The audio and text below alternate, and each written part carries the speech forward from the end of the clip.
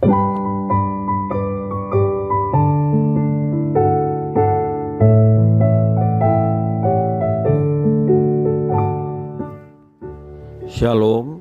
devosi Yosua pasal 15 ayat 1-12, demikian firman Tuhan. Bagian yang diundikan pada suku Bani Yehuda menurut kaum-kaum mereka adalah sampai ke batas tanah Edom, sampai ke padan gurun Sin ke selatan di ujung selatan. Batas selatan bagi mereka mulai dari ujung laut Asin, dari teluk yang menghadap ke selatan. Lalu keluar pada sebelah selatan pendakian Akrabim, terus ke Zin, naik ke sebelah selatan Kades Barnea, terus ke Hezron, naik ke Adar, membelok ke Karka, terus ke Asmon dan keluar pada sungai tanah Mesir, sehingga batas itu berakhir di laut. Itulah bagi kamu batas selatan. Batas timur ialah laut Asin sampai ke muara sungai Yordan. Batas pada sisi utara mulai dari teluk ke muara sungai Yordan itu, batas itu naik ke Bet Hogla melalui sebelah utara Bet Araba, kemudian batas itu naik ke batu Bohan bin Ruben. Lalu dari lembah Akor batas itu naik ke Debir dan menuju ke utara ke Gilgal di sebelah pendakian Adumim yang di sebelah selatan sungai. Kemudian batas itu terus ke mata air En Semes dan keluar ke En Rogel. Kemudian batas itu naik ke lembah Ben Hinom di sebelah selatan sepanjang lereng gunung Yebus. Itulah Yerusalem. Kemudian batas itu naik ke puncak gunung yang di sebelah lembah Hinom di sebelah barat, di ujung utara lembah orang Refaim. Kemudian batas itu melengkung dari puncak gunung itu ke mata air Me Neftoah, lalu keluar ke kota-kota pegunungan Efron. Selanjutnya batas itu melengkung ke Baala, itulah Kiryat Yarim. Kemudian batas itu membelok dari Baala ke barat ke pegunungan Seir, terus ke utara ke lereng gunung Yarim, itulah Kesalon, turun ke Bet Semes dan terus ke Timna. Kemudian batas itu keluar ke utara ke lereng gunung Ekron. Kemudian batas itu melengkung ke Sikron, terus ke gunung Baala dan keluar dekat Yabneel, sehingga batas itu berakhir di laut. Batas barat ialah laut besar dan pantainya, itulah segala penjuru. Batas-batas daerah Bani Yehuda menurut kaum-kaum mereka.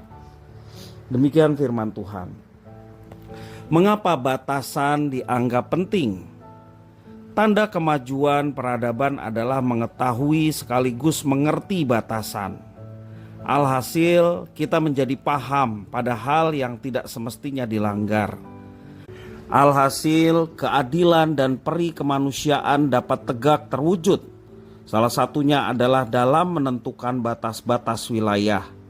Ini untuk menunjang kelangsungan hidup menjadi bangsa manusia. Nas firman Tuhan hari ini berkisah tentang bagaimana Bani Yehuda diajak mengerti batas wilayahnya.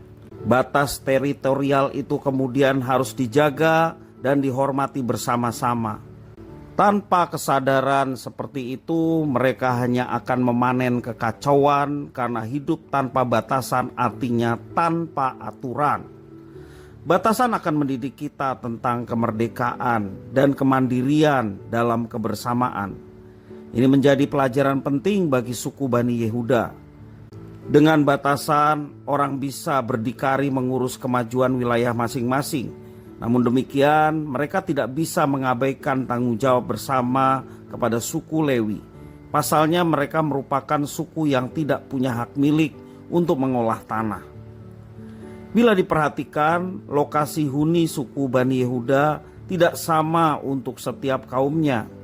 Ada yang berbatasan dengan padang gurun Sin, ujung laut Asin, pendakian Akrabim, Kiryat Yarim, berdekatan dengan lembah, dan ada pula yang berbatasan dengan daerah perbukitan.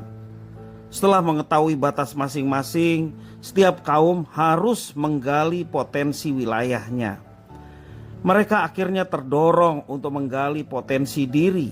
Inilah pentingnya tahu batasan. Mungkin banyak orang Kristen di Indonesia mengetahui batasannya sebagai kaum minoritas. Namun, minoritas bukan berarti menjadi kerdil. Hak dan kewajiban penganut Kristen di negeri ini sama dengan warga lainnya. Batasan sejati sebagai pengikut Kristus terletak dalam panggilannya mewartakan berita Injil ke seluruh dunia.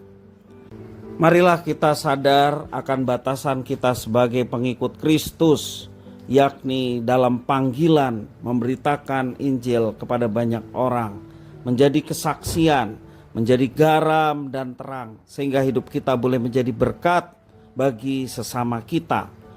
Kita meminta kepada Tuhan, kiranya Tuhan menyingkapkan setiap batasan yang mungkin tidak kita sadari, sehingga kita semakin mengenali potensi diri kita dan senantiasa dengan tekun memberitakan Injil yang adalah kekuatan Allah, menjadi berkat bagi sesama.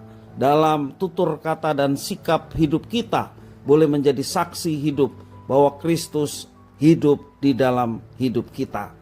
Tuhan Yesus memberkati.